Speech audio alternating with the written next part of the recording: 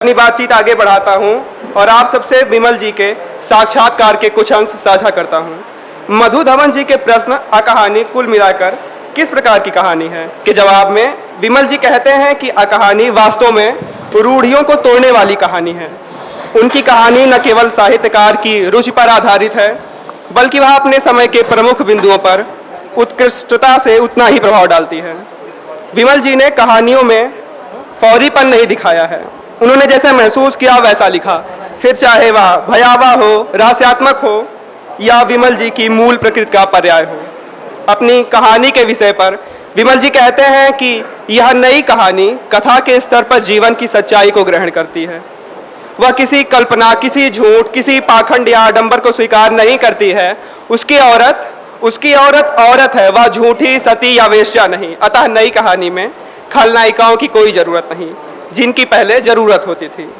जैसा कि मैंने कहा है, विमल जी की कहानियों का दायरा सीमित नहीं है, उसमें हर प्रकार के संभव आयामों का एकीकरण है। उनकी कहानी का आशय अंत के वाक्यांशों से नहीं लगाया जा सकता। तो आप मेरे साथ मिलकर तन्मयता के साथ कहानी पाठ में भाग लीजिए। अगली कहानी जिसका जिक्र प्रोफेसर ओम प्रकाश सर ने भी किया था, तो आइए सुनते हैं विमल जी की अगली कहानी। अवसाद हो जाऊं और लौट कर अपने कमरे में दिन भर लेटा रहूं। आज का दिन मेरे लिए मटर गश्ती का दिन हो सकता था, पर फिर मैंने विचार किया कि लेखने से अच्छा कोई कार्यक्रम नहीं और कोई आलस या विलास नहीं। नाई की दुकान में भीड़ बहुत थी। वह नाई मेरा परिचित था, इसलिए पहुंचते हुए उसने मुझे कुछ पुराने अखबार व तस्वीरों वाली पत्रिकाएं दे दी, जिन्हें मैं 3-4 बार पढ़ चुका था। उनमें वही सब बातें थी। बातों से या खबरों से मुझे कोई मतलब नहीं था। उनमें जो लड़कियों की तस्वीरें थी, उनका भी मैं उपयोग कर चुका था। अब उन तस्वीरों को चाहे जिस कोण से देखने की कोशिश करूं, मुझे पता है सिवाय एक खास किस्म के विकृत के वे मुझे कुछ नहीं देंगी। पिछले दिनों इसी प्रकार की निरस्ता और जड़ता से बचने के लिए मैंने कुछ डरावनी कहानियों वाली किताबें खरीदी थी। अब वे कहानियां भी इन लड़कियों की चेहरों की तरह विकृत देने वाली, उबाने वाली बन गई थी।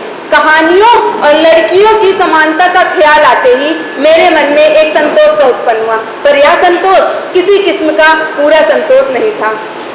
सिर्फ थोड़ी देर के लिए खाली वक्त का यह विलास संतोष जरूर बन सकता है, पर जाने क्यों कभी कभी मुझे अंदर का यह संतोष अंदर की रिक्तता में टांग अड़ाने वाला लगता है।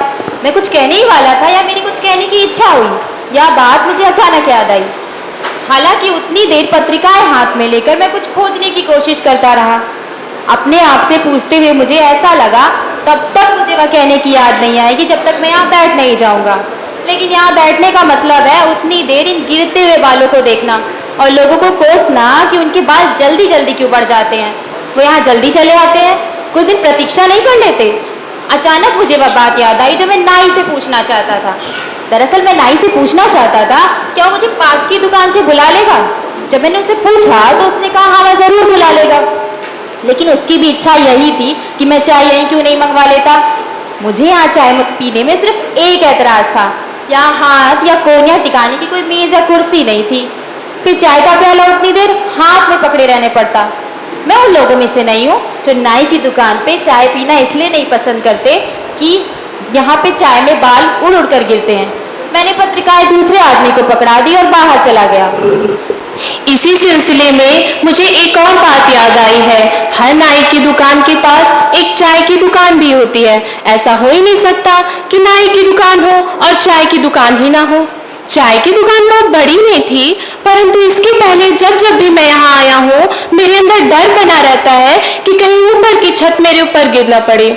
चाय की दुकान से मिलती जुलती वह जगह भी है जहां मैं रह रहा हूं और जहां लेटे लेटे मैंने दिन बिताने का सोचा हुआ है। छोटे से कमरे में बेहतरीन मेजों को मैंने इस कदर लगाया था कि घुसते ही आप कहीं भी बैठ सकते हैं, परंतु मैं ठीक बीच में बैठना पसंद करता हूँ। इसके 2 फायदे होते हैं, एक तो यह कि लोग आपको देख लेते हैं और दूसरा यह कि लोगों को आप जता सकते हैं कि आप उनकी परवाह नहीं करते। परंतु मेरा मतलब इससे नहीं होता।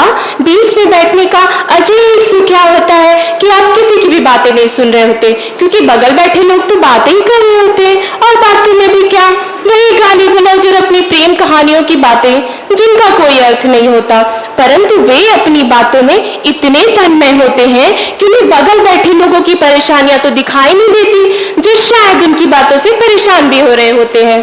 अक्सर मुझे वो नवयुवक भी मिलते जो राजनीति की बातें करते, लेकिन अंत में बिना किसी निर्णय पे पहुंचे लड़कर एक दूसरे से अलग जा बैठते।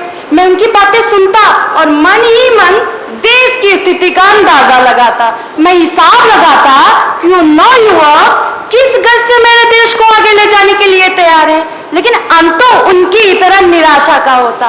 वो छोटी सी बात पे लड़ पड़ते, मसलन बिल देने के लिए लड़ पड़ते, एक दूसरे पर भयानक आरोप लगाते। मुझे तब भी हंसी नहीं आती, बल्कि ये ख्याल आता है ये कैसे लोग हैं जो देश से पहले अपने व्यक्तित्व के लिए चिंतित हैं। कुछ दिन हुआ मैं यहीं बैठा था। उस दिन दुकान कुछ खाली सी थी। एक नौयुवक जो चेहरे से बेकार लगता था मेरी पास वाली मेज पे जा बैठा। मुझे तो कोई उम्मीद भी नहीं थी कि वो नौयुवक मुझसे अपना परिचय गांठेगा या बात भी करेगा, लेकिन मैं जैसे उठने वाला था मेरे पास आया और बोला, अगर आप रोज यहाँ आते हो तो आपसे गप्पे लड़ाई जाए, लेकिन मैं तो आपको नहीं जानता। तो ठीक है। वह कुछ बोलने ही वाला था कि मैं बीच में बोल उठा। मुझे बातों में कोई कुछ नहीं, क्षमा करेंगे। मैं चला आया था। तब से लेकर अब तक हालांकि वह नवयुवक मुझे कभी नहीं मिला, लेकिन मुझे लगता है वह मेरी ही तरह किसी आदमी से गप्पों में उलझा होगा। वह उससे उसी तरह की बातें कर रहा होगा जिस तरह की बातें मुझसे करना चाहता था।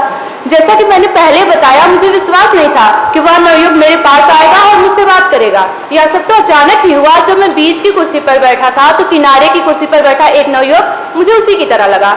मुझे विश्वास नहीं हुआ। मैंने अंदाजा लगाना शुरू किया तो पाया कि वह वही युवक था।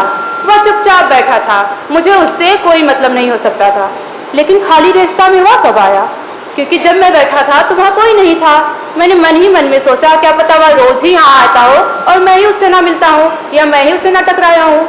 लेकिन अब जब वह उसने मुझे देख लिया है तो वह अब मेरे पास बात करने आए या ना आए, लेकिन मुझे लगता है वह मेरे बारे में अब अवश्य सोचेगा। ये कितनी बेहूदी बात है कि मैं ऐसा सोच रहा हूँ। क्या ये बात सचमुच बेहूदी है? जब मैं निर्णय पे नहीं पहुंचा तब मैंने देखा वह नवयुवक वहां नहीं था। वह मेरे सोचने के लिए ही जैसे वहां था। मैंने बेरे को बुलाया। उस कोने में जो साहब बैठे थे वो कहाँ गए? बेरे बोला, उस कोने में तो क्या, सारे होटल में आपके अलावा कोई नहीं है। मैंने अपनी आंखें मिचमिचाई। मुझसे ही कोई गलती हुई, शायद कोई दिग्भ्रम। वह युवक शायद मेरा भ्रम था। मुझे अपने सोचने पर काफी आश्चर्य हुआ। चाय पीते हुए मैंने फिर उस कोने में देखा। वहां सचमुच कोई नहीं था।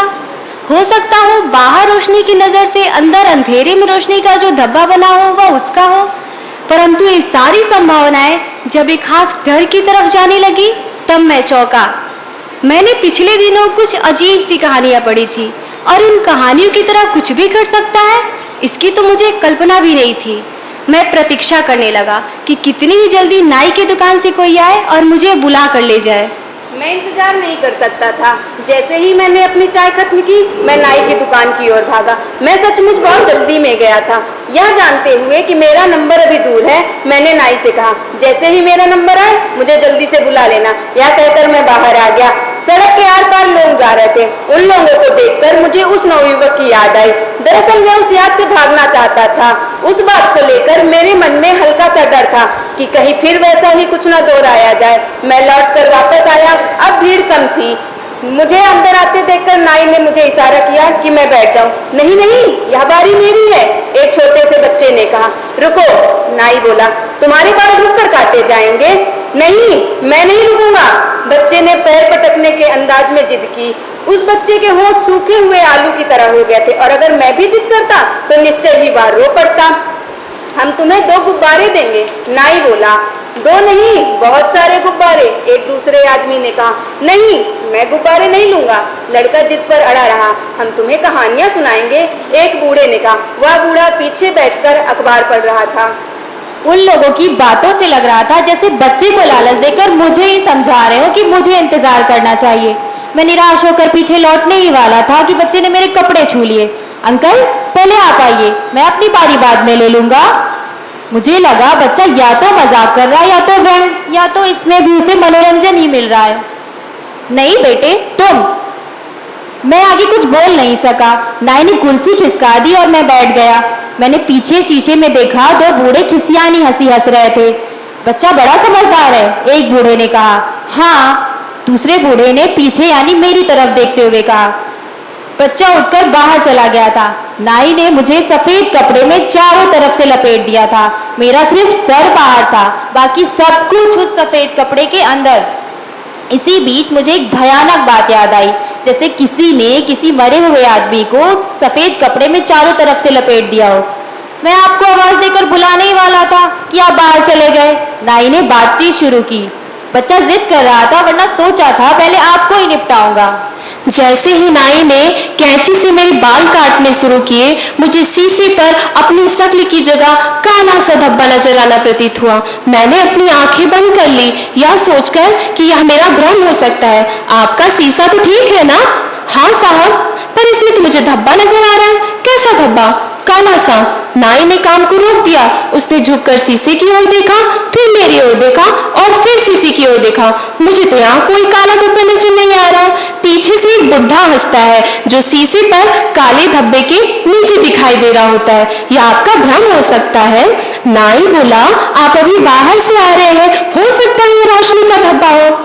मैंने अपनी आंखें बंद कर ली। आप अपने काम को शुरू रखें। नाई ने कंघी से मेरे बाल संवारने शुरू कर दिए, परंतु मैं अपनी आंखें ज्यादा देर तक बंद नहीं रख सका, क्योंकि पीछे कुछ लोग बैठे हुए थे। उनके बैठे रहने से भी मेरे कान पे बाधा पहुंच रही थी। न जाने क्यों मुझे लग रहा था जैसे वे मेरे व्यक्तिगत में आ टपके हों।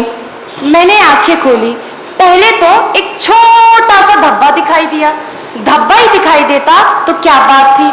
धब्बे के बीच में एक सफेद सा आकार होता दिखाई दिया। वो शायद हाथ सा था। मैंने सिर को झटका दिया और पलटकर नाई की ओर मुड़ा।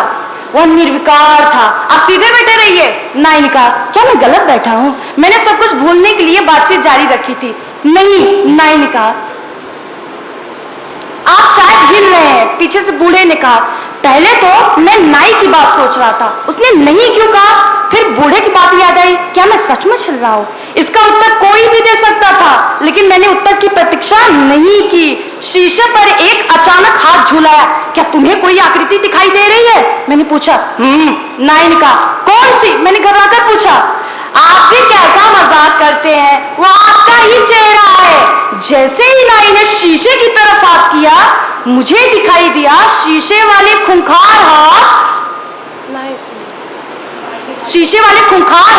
नाई के हाथ से कैंची छीन लिए। नाई कुछ देर के लिए रुका। इससे मैंने अंदाजा लगा लिया कि अब वह उस रहस्य से परिचित होने जा रहा है। क्या आपने कुछ देखा? हाँ, मेरे हाथ में कैंची थी, वह न जाने कहाँ गायब हो गई। नाई ने घबरा कर उत्तर दिया। कैंची? मैंने पूछा। हाँ सचमुच कैंची, नाई ने उत्तर दिया। इतने में मैं कुर्सी से फाँक कर उछलकर दूसरी तरफ खड़ा हो गया। खड़े होकर मैंने देखा नाई घबरा कर चारों तरफ कैंची खोज रहा था। क्या शीशे में से? इतने में पीछे बैठे बूढ़े बोले, कैंची नीचे पड़ी है।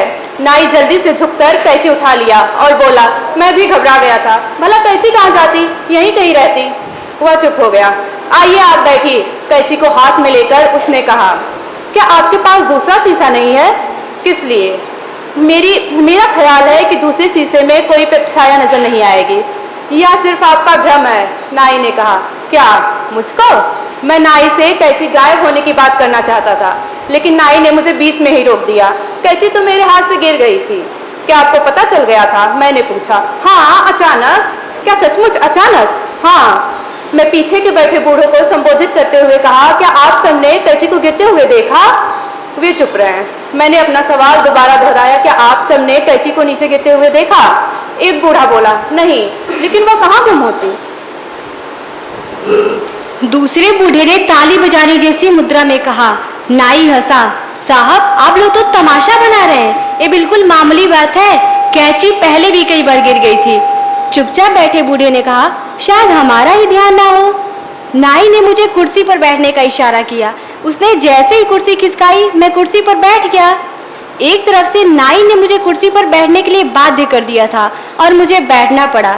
नाई की मुद्राओं से लग रहा था जैसे वो मेरी इन बातों के समय कोई महत्व नहीं देना चाहता था। मैं जैसे ही सीट पर बैठा, नाई ने मेरे चारों तरफ से कपड़े से लपेटना शुरू कर दिए। मैंने नाई से कहा, कपड़े लपेटते हुए तो ऐसा लगता है जैसे मैं अंदर से नंगा हूँ और आपने मुझे ढक दिया हो। मुझे डबल रोटी लपेटने और कपड़ा लपेटने में ज़्यादा फर्क नहीं लगता। नाई ने अपनी तरफ से बात हंसाने के लिए कही थी, पर हम सभी लोग गंभीर थे। सीट पर बैठते ही सबसे पहला काम मैंने ये किया कि मैंने अपनी आंखें बंद कर ली। नाई ने कंघी से मेरे बाल संवारने शुरू कर दिए। मैंने अपने मन को बहलाने के लिए या किसी तरह के बचाव के लिए कहा, मुझे बाल संवारना काफ़ी अच्छा लगता है। नाई बोला, आपके बाल बचपन में बहुत अच्छे रहे होंगे। हाँ, मेरी माँ मुझसे यही कहती थी। मेरी माँ ने भी मुझसे यही कहा था। अजीब सा मानता है। नाई की इन बातों को सुनकर मैं चुप हो गया। मुझे बहुत ग्लानि महसूस हुई कि मैंने अपनी माँ के बारे में ऐसा क्यों कह दिया। क्या कारण है कि सबकी माँ एक तरह की होती है? नाई की यह कहते ही मेरी आंखें खुल गई। दरअसल मैं उस पूरे प्रसंग को बंद करना चाहता था। इसी गड़बड़ में मेरी आंखें खुल गई।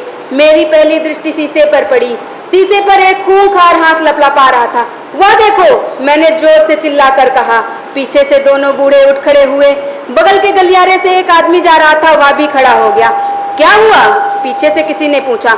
नाई जैसे ही पीछे मुड़ा यह देखने के लिए कि यह सवाल किसने पूछा है, मैं कुर्सी से उठ खड़ा हुआ और लपेटे हुए कपड़े से खुद को मुक्ति दिलाई। मैंने अपने हाथ खोल दिए थे। क्या सचमुच आपके पास पुराना शीशा नहीं है? नाई ने जब कंघी उठा ली तब मैंने उससे दूर खड़े होकर पूछा। पुराना शीशा है तो पर क्या?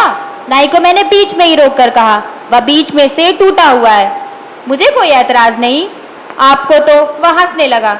सही शीशे में तो दो शक्लें नजर आती हैं और पुराने शीशे में तो आप मेरा मजाक उड़ाते हैं। मैं तैश में आ गया। आइए जल्दी खत्म कीजिए। मैं वापस से कुर्सी पर जाकर बैठ गया और मैंने तय किया कि इस बार शीशे की तरफ बिल्कुल नहीं देखूंगा।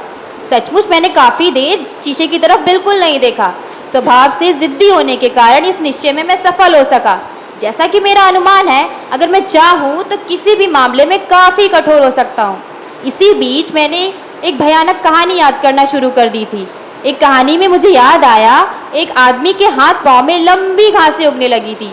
वह घास इतनी बढ़ने लगी थी कि वह आदमी गुम हो गया था। केवल घास बची थी और उस आदमी ने उस घास की खाद बना ली थी। अभी अभी मैं अपने आप को कहानी में बहला ही रहा था कि मुझे प्रतीत हुआ जैसे नाई ने मेरे बाल काटने बंद कर दिए हों और मैं यूं ही बैठा हूँ। आपका काम खत्म हो गया? नहीं साहब, अभी कितनी देर लगेगी? देर जल्दी हो जाएगा, बस आपके बाल सेट करने और बचे हैं, तो जल्दी करो ना। मैं जैसे ही यह कहकर रुका, मुझे लगा जैसे मेरे सिर पर कोई गिलगिली सी चीज रेंग रही हो या नाई की उंगलियां हो सकती हैं। मैंने सोचा। थोड़ी देर बाद वही चीज मुझे मेरे गले के पास आती हुई लगी। मैंने नाई से पूछा, क्या यहाँ कोई चीज रेंग रही है? नाई बोला, नहीं, यहाँ तो कोई चीज नहीं रेंग रही। मैंने बोला ना, अभी यहाँ आपके बाल सेट करने बचे हुए हैं। कुछ देर बाद वही चीज मुझे मेरे कान के पास आती हुई महसूस हुई। कान के पास खुजली बढ़ती जा रही थी। मैंने उत्तेजना में अपने सिर को झटका। नाई, सीधे बैठे रहिए, अभी कितनी देर लगेगी? मेरे कहते ही बच्चा खिलखिला उठा। बच्चा क्यों हंस रहा है?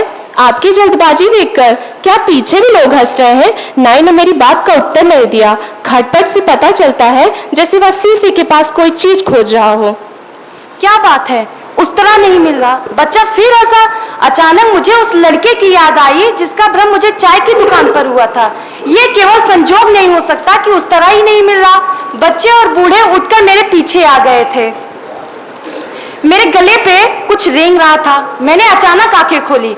वो रहा उस तरह। मैंने चिल्लाया। मैंने देखा कि शीशे वाले खूंखार हाथ में उस तरह लिए मेरी तरफ बढ़ रहे थे। हाँ, वो कोई आदमी है। पीछे से बच्चे ने कुर्सी पर उछलकर बोला। आदमी? बूढ़े ने भी चिल्लाया। पीछे के कॉरिडोर में दो चार चलने वाले आदमी भी खड़े हो गए और मैंने देखा कि जाली की खिड़कियों से वो झांक रहे थे। नाई भी कुछ परेशान लग रहा था। आदमी? हाँ, आदमी। बच्चा फिर हंसा और बोला, वो इनका ही चेहरा है। किसका चेहरा है?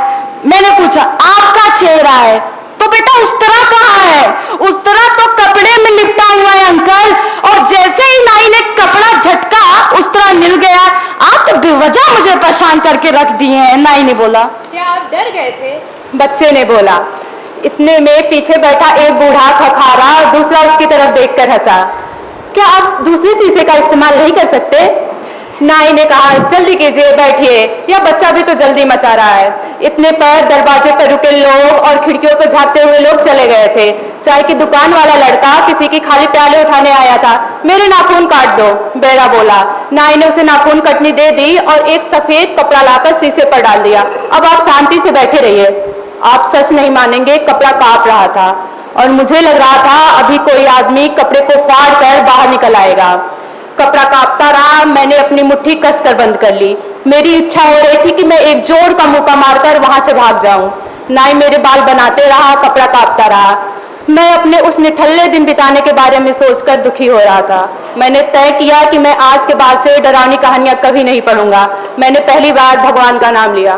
पर हे भगवान, मेरी मुठिया बंद थी, मैं इसे खोल नहीं पा रहा था। जब नाई को पैसे देने के लिए भी मेरी मुठिया नहीं खुली।